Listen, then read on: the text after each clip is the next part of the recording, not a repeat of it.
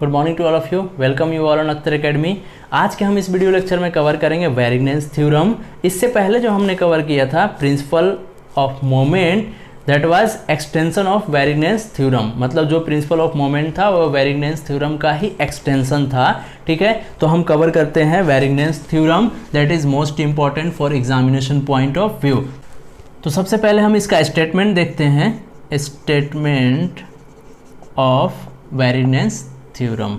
It states that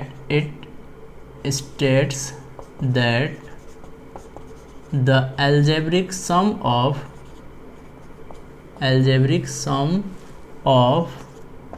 moment of a system of forces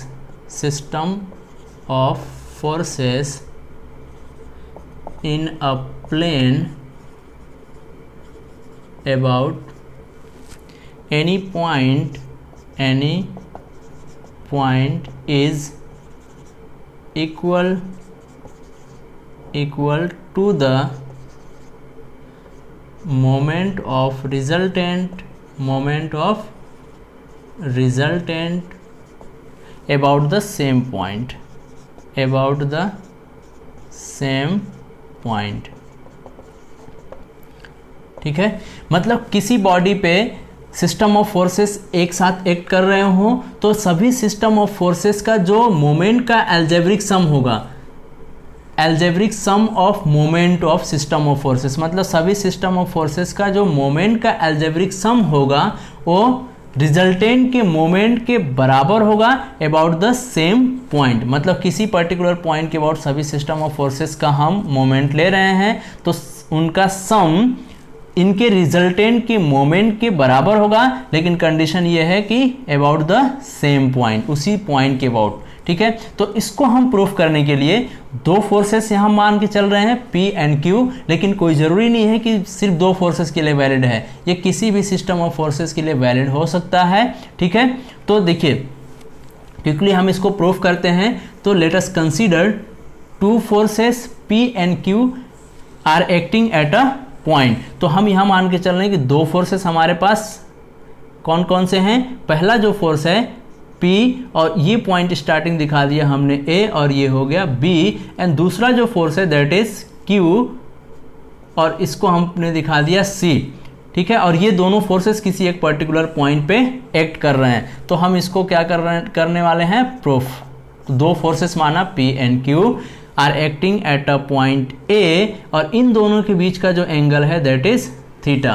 तो हमें पता है, इससे पहले हमने पढ़ लिया है कि जब दो फोर्सेस किसी पर्टिकुलर पॉइंट पे एक्ट करें तो इनका रिजल्टेंट हम पैरेललोग्राम लॉ से दिखा सकते, पैरेललोग्राम के जो डायगोनल होगा उससे हम दिखा सकते हैं। तो P के जस्ट पैरेलल यहाँ से हमने एक पैरेललोग्राम बनाना है तो एक लाइन खींचा।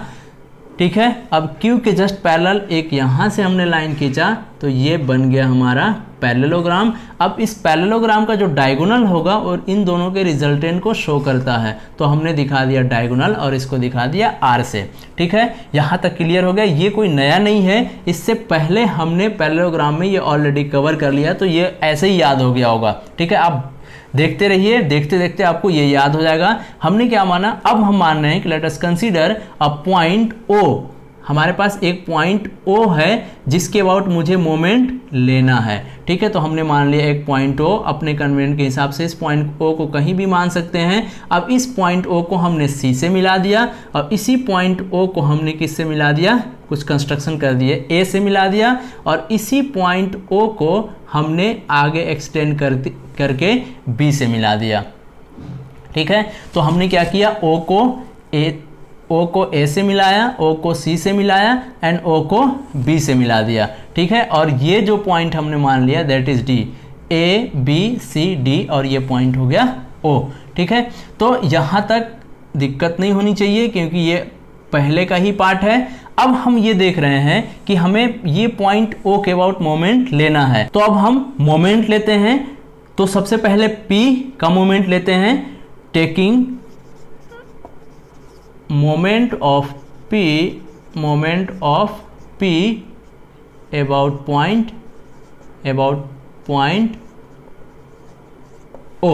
ठीक है, तो P का जो मोमेंट होगा, इससे पहले हमने जहां पढ़ा था ग्राफिकल रिप्रेजेंटेशन ऑफ मोमेंट, तो हमने देखा था कि P का जो मोमेंट होगा that is 2 into area of, P से जो एरिया बन रहा होगा, area of triangle A twice of area of triangle ABO, तो हमने लिख दिया 2 into area of triangle OAB, ठीक है। वैसे ही ये इक्वेशन नंबर हो गया फर्स्ट। अगर हम बात करेंगे taking moment of force Q about point O, तो उसका क्या होगा, equal to 2 into area of triangle Q का ले रहे हैं, तो Q से कौन सा ट्रिएंगल बन रहा है, AOC या OAC, तो हमने लिख दिया एरिया ऑफ ट्रिएंगल AOC। ये हो गया इक्वेशन नंबर सेकेंड। अगर हम R का मोमेंट लें तो now moment of R about point O is equal to क्या हो जाएगा, वो भी 2 into area of triangle R का। देखिए ये R है, तो R से क्या कौन सा ट्रिएंगल बन रहा है, AOD, तो हम लिख रहे हैं AOD। ये हो गया इक्वेशन नंबर थर्ड। तो यहाँ से देखिए फिगर में यहाँ आपको देखने को मिल रहा होगा कि जो फ्रॉम फिगर ये देखिए, ये जो है ABCD एक पैरेललोग्राम है, और ये जो डायगोनल है पैरेललोग्राम को 2 इक्वल पार्ट में डिवाइड करेगा। तो किसका एरिया, ये वाला जो एरिया होगा ABD का एरिया ACD के एरिया के बराबर होगा। तो फ्रॉम फिगर एरिया मतलब त्रिभुज कौन सा, ABD is equal to triangle ACD, क्योंकि ये डायगोनल है और डायगोनल दोनों को इक्वल पार्ट में डिवाइड करता है। दूसरा और इक्वल किसके होगा, जैसे अगर 2 लाइन पैरेलल हैं, ये 2 लाइन पैरेलल है और एक ही बेस पे अगर 2 ट्रायंगल बने, ये ऐसा हमने बना दिया और यहाँ से ऐसा बना दिया, मतलब सेम बेस पे, जैसे ये बेस कौन सा है AB पे देखिए ये AB पैरेलल CD है, इन दोनों के बीच में ये देखिए AOB, कौन सा AOB और ADB या ABD, ये जो ट्रायंगल है, ये वाला ट्रायंगल और ये वाला ट्रायंगल मतलब AOB और ADB आपस में बराबर होगा, क्योंकि ये दोनों जो ट्रायंगल हैं सेम पैरेलल मतलब पैरेलल लाइन और सेम बेस पे बने हैं। अगर ऐसा मैंने बोला ये 2 पैरेलल लाइन है और इन दोनों पैरेलल लाइन के बीच में अगर ट्रायंगल बनता है और दोनों का बेस सेम हो, तो ये वाला एरिया और ये वाला एरिया आपस में बराबर होता है एज इट इज। तो हम कर सकते हैं AOB is equal to triangle AOB। ये हो गया फिगर से, ठीक है। नाउ हम क्या कर रहे हैं, हमें प्रूफ क्या करना है कि P का मोमेंट प्लस Q का moment about point O is equal to क्या होगा, R के मोमेंट के बराबर होगा। तो हम कर रहे हैं adding moment of P, adding equation first and equation second, क्योंकि फर्स्ट में मोमेंट ऑफ P है एंड सेकेंड में मोमेंट ऑफ Q है। तो क्या हो जाएगा, तो यहां से हो जाएगा इज इक्वल टू, अपन कर सकते हैं ऐड कर रहे हैं, तो ये हो गया 2 इंटू हम डायरेक्ट लिख रहे हैं triangle OAB plus 2 into triangle AOC,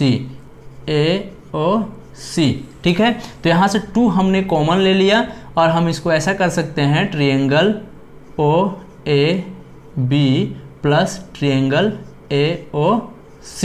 देखिए AOB हम क्या कर रहे हैं AOB, तो AOB की जगह पे क्या रख सकते हैं, AOB की जगह पे क्या रख सकते हैं, ACD रख सकते हैं अपन। तो हमने रख दिया 2 इंटू ट्रायंगल ACD। और ये हम क्यों कर रहे हैं, क्योंकि हमें पता है R जो है ये ट्रायंगल प्लस ये ट्रायंगल मिलके बना है, तो हमने रख दिया ACD प्लस ट्रायंगल कौन सा AOC, ठीक है, अब ये 2 अपने जगह पे रह गया। अब यहां से देखिए A C D, triangle A C D plus A O C, तो ये क्या हो जाएगा, ए ओ डी हो जाएगा। तो हम इसके जगह पे और इसके जगह पे क्या रख सकते हैं, ट्रायंगल ए ओ डी, मतलब 2 इंटू ट्रायंगल या area of triangle A O D. तो यहां से देखिए, यहां अब ये देखिए ये आ रहा है फ्रॉम इक्वेशन थर्ड, क्या हो गया, फ्रॉम इक्वेशन थर्ड से इसके जगह पे हम क्या लिख सकते हैं, is equal to moment of किसका, आर। तो यहां से हो गया moment of P plus moment of Q is equal to moment of R about the same point. और सेम पॉइंट कौन सा है, ओ। तो ये हो गया हमारा प्रूफ। ठीक है, तो ये था आज का हमारा लेक्चर। आई होप कि आपको वीडियो पसंद आया होगा। Thank you very much for watching.